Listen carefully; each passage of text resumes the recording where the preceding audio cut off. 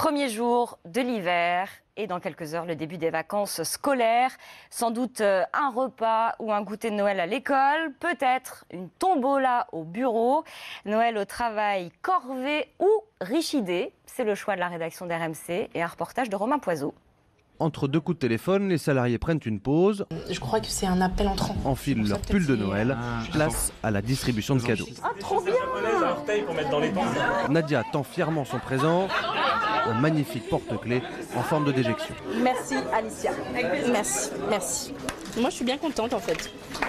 C'est le geste qui compte. Et de toute façon, pour Nadia, le simple fait de fêter Noël en entreprise permet de resserrer les liens entre collègues. C'est ludique, ça permet aussi d'apprendre à se connaître, de se parler, d'interagir et puis dans la bonne humeur surtout. Moment de partage, de convivialité au travail qui a un intérêt tout particulier pour Sophie Desmazières, présidente et fondatrice de burolocaux.com. Chouchouter ses équipes, c'est pas une option aujourd'hui, c'est presque une règle en fait, parce qu'un salarié qui est heureux, bien dans ses pompes, à l'aise dans l'équipe, il va être plus fidèle, il va être plus efficace. Donc oui, c'est une bonne chose quoi. Plus productif, plus efficace. Alors Noël au travail, stratégie managériale? Sûrement pas pour le sociologue Dominique Desjeux. C'est un des petits éléments qui permettent d'avoir une soupape pour faire sortir la pression. On est dans une période assez compliquée avec le mouvement des gilets jaunes. Il y a des espèces de pertes de points de repère, comme on dit souvent, et on a besoin un peu de resserrer le lien pour se sentir un peu au chaud dans un moment qui est un peu déstabilisé. Ça peut être ça. Selon un récent sondage, dans un peu plus de la moitié des entreprises françaises, les salariés s'offriraient des cadeaux